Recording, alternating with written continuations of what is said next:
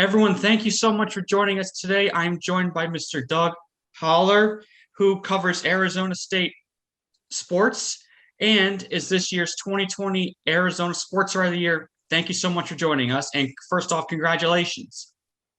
Thank you. Thank you. It's always nice to be recognized, and I appreciate you having me.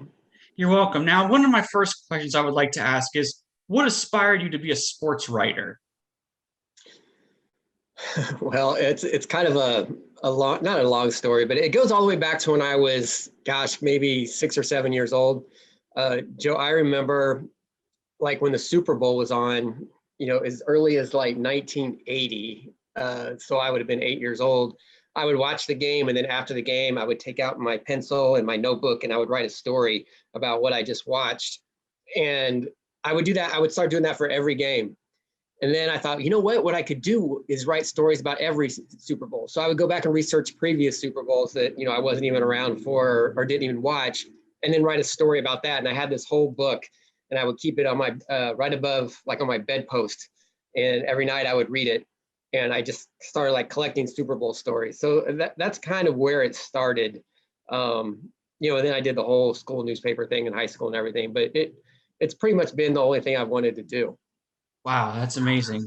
What was one of your best events you've been to in terms of like that you got to cover? What was one of your favorite events?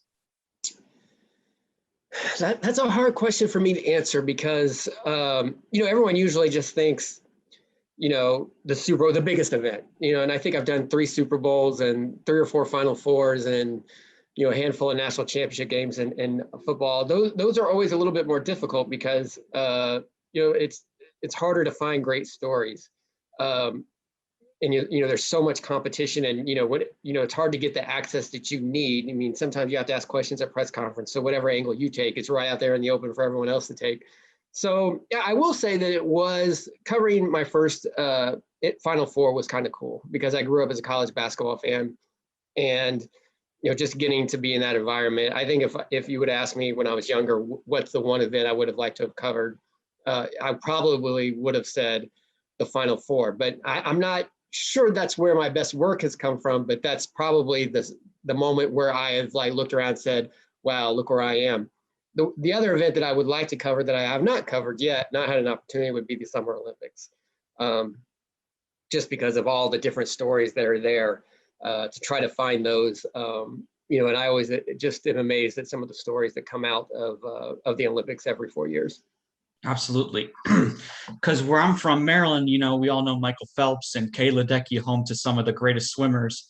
So that would be a very cool event to cover for sure. No doubt.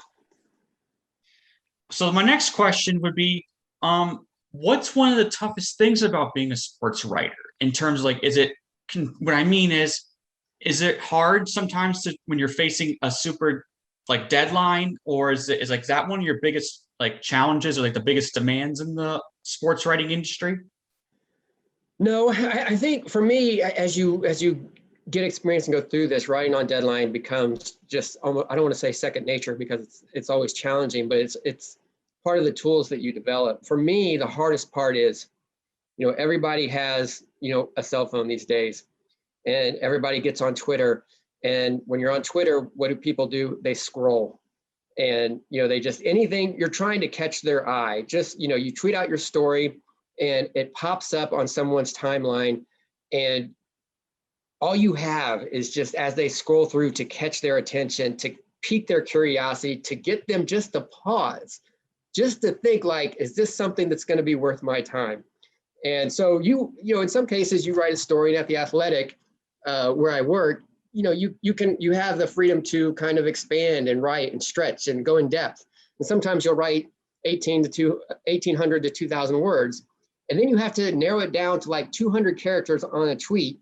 And that's all you have for the most part, outside of your subscribers that go to your website. That's all you have is for people to stop and think, this is what I want to read this. I want to click on this. To me, that's the most challenging part, is to get people just to slow down for a second, click on it, then read it. That is the biggest challenge. And I think, that's the hardest thing for me to do, is to wrap up a 2,000 word story and 240 characters, how many characters you get on Twitter now. Absolutely. And, with Twitter, it's like you got to find the right wording to draw that attention in. And it also could be pictures, because if you have like a really interesting picture, that would draw some viewers in too, and readers especially. Working at the Athletic, you've obviously come across a lot of great people in terms of the writing industry. Who is one of your mentors in sports writing that you look up to and maybe ask for advice? Good question. Going back when I was, the person I kind of modeled my writing style, my storytelling after is he's retired now, but I grew up in Richmond, Indiana, and that's where there's a columnist. He was a USA Today columnist that worked for Gannett News Service. His name is Presti. He started out working for the Richmond newspaper, and I read him. And he's pretty much known. I'm not, since he's retired, I know a lot of people won't know who he is, but he's pretty much known, or he was known as pretty much the best deadline writer in the country. He went to every major event, Super Bowls, Final Fours, World Series, all of that. And he would file, when you're writing for a news service, you have to file on deadline. You have to file as soon as the game's over. Final horn, boom, your story's in. And his stories always read like poetry. I mean, it was just amazing. So I kind of modeled my writing style. I don't even think Mike knows this, but I always kind of modeled my writing style after him. And then just through the years, editors that I've had, there was one named Brian Collars that I worked for early in my career that I bounced things off him a lot. And, I'm not afraid, and I'm not afraid when I was coming up, when I was in my 20s, if I read something by Dan Lebitard in the Miami Herald or Adrian Wojnarowski, who was writing for a newspaper in New Jersey at the time, if I liked it, I would email him and say, like, how did you do this? I remember Adrian wrote something. This is before he was, the big NBA insider. He wrote something about when the Yankees signed Roger Clemens, and he described the scene of Roger Clemens getting out of the limousine when he came to sign with the Yankees. And I'm like, you weren't there. I assume you weren't there. How did you know? How did you describe that scene? And he wrote back and kind of shared how he got that information. So I use everybody, not as much these days, but just throughout my career, if there's something that somebody writes that I really am curious about, I reach out to them. And usually almost in every case, people respond. That's amazing. And the community is really, I've learned about it when writing with, fan site on the side, but, seeing how willing people are to help you in your path is something that's truly remarkable, because a lot of mentors, it feels like in the sports writing, they want to help as much as they can. And I think that's one of the best things about this industry is the willingness of people to help each other. No doubt. I've always had great experiences with that.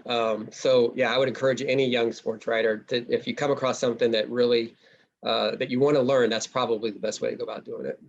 Absolutely. What was one of the first news outlets you worked for in your career? Outside of like school publications, I mean, I remember, in high school, instead of I did have real jobs, like working for a grocery store, but my junior and senior year, I would work at the Richmond, Indiana newspaper, where I would, go in and take scores at night. And, and eventually, and at times the editor would let me go write a column or cover a game or whatever. My first real job was I guess it was in Sioux Falls, South Dakota after college at the Argus Leader. And, that was a good experience. I wasn't there long. It was a little too far away from home for me at the time. But they had a writer there by the name of Stu Whitney, who just recently retired. And, he kind of introduced me to what long form newspaper reporting is. So good experience there, even though I think I was only there for 8 months. Gotcha. That's amazing. I guess one of my next questions, or maybe my last question, is right now, if you could give your best advice to anyone graduating college or wants to become a sports writer, what would be the one piece of advice that you would tell them to help them through their path?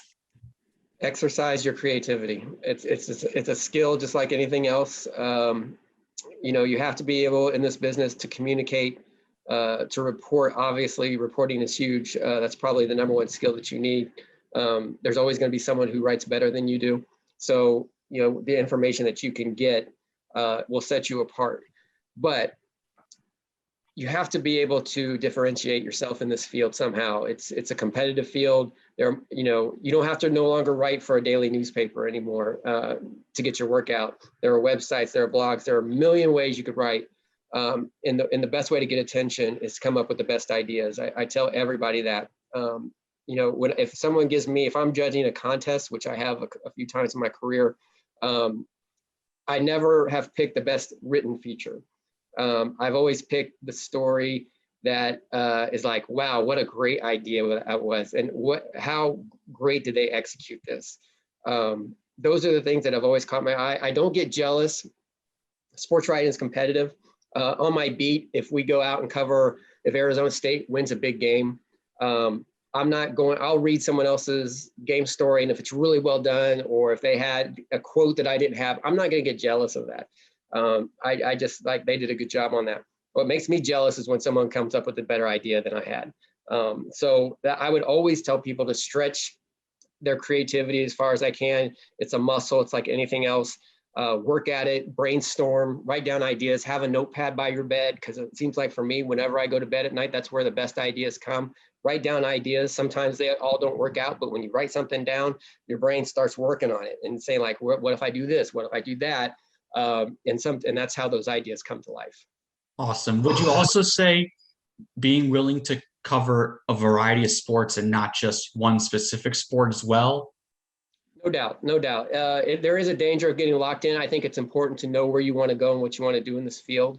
But there's no doubt that the more experience you get is going to help you, because sometimes if you want to cover the NFL, it's just not a straight path to the NFL. Sometimes you have to kind of zigzag to get to where you want to go. Sometimes it's covering this to impress a certain editor, or just to gain certain fields or pro experience or deadline experience, just to show that you can do it. So, if you're young, be careful about turning down opportunities, because, you can use those as springboards to something bigger and better. Absolutely.